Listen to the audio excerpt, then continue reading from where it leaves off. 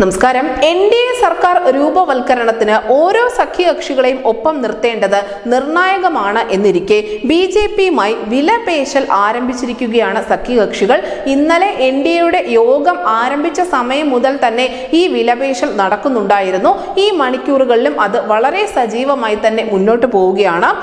ഇന്നലെ നടന്ന NDA യോഗത്തിൽ നിരവധി ആവശ്യങ്ങളാണ് ഓരോ സഖ്യകക്ഷികളും ഉന്നയിച്ചിട്ടുണ്ടായിരുന്നത്. ആന്ധ്രയ്ക്കും ബീഹാറിനും പ്രത്യേക പദവി എന്ന ആവശ്യം TDPയും JDUവും തുടക്കം മുതൽ തന്നെ മുന്നോട്ട് വെച്ച ഉപാധികളാണ്. സ്പീക്കർ സ്ഥാനത്തിന് പുറമെ 3 ക്യാബിനറ്റ് സ്ഥാനവും 1 സഹമന്ത്രി സ്ഥാനവും TDP നേതാവ് ചന്ദ്രബാബു നായിഡു ആവശ്യപ്പെട്ടിട്ടുണ്ട് എന്ന് തന്നെയാണ് സൂചന.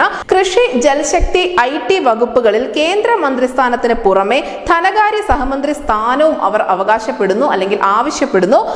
അതേസമയം തന്നെ 5 മുതൽ 6 വരെ വകുപ്പുകളും TDP ആവശ്യപ്പെട്ടിട്ടുണ്ട് എന്നുള്ള സൂചനകൾ വളരെ ശക്തമാണ്.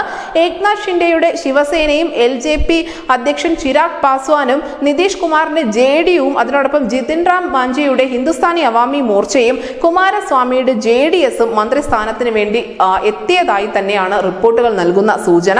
അതേസമയം ജൂൺ 8 ശനിയാഴ്ച പുതിയ നരേന്ദ്രമോദി മന്ത്രിസഭ സത്യപ്രതിജ്ഞ ചെയ്തേക്കും എന്നുള്ള ചില സൂചനകൾ കൂടി പുറത്തു വരുന്നുണ്ട്.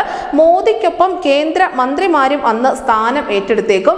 എന്തായാലും പുതിയ ഫോർമുലയ്ക്ക് വേണ്ടിയുള്ള ചർച്ചകൾ ഇപ്പോഴും അവസാനിച്ചിട്ടില്ല. വളരെ സജീവമായി തന്നെ അവയൊക്കെ മുന്നോട്ട് പോയിക്കൊണ്ടിരിക്കുകയാണ്. പ്രധാനപ്പെട്ട മന്ത്രിപദങ്ങൾ മാത്രമല്ല അല്ലെങ്കിൽ സ്ഥാനങ്ങൾ മാത്രമല്ല, ബാക്കിയുള്ള ഓരോ മന്ത്രിസ്ഥാനത്തിനും വേണ്ടി ഈ സഖ്യകക്ഷികൾ തമ്മിൽ വലിയ വടംവലി തന്നെയാണ് നടക്കുന്നത് എന്ന് വേണം നമ്മൾ മനസ്സിലാക്കാൻ. നിലവിൽ എന്തായാലും അന്തിമ തീരുമാനമായിട്ടില്ല. ആ അന്തിമ തീരുമാനത്തിന്റെ പ്രഖ്യാപനത്തിന് വേണ്ടിയുള്ള കാത്തിരിപ്പിൽ തന്നെയാണ് രാജ്യം ഒന്നടങ്കം. News desk news India Malayalam.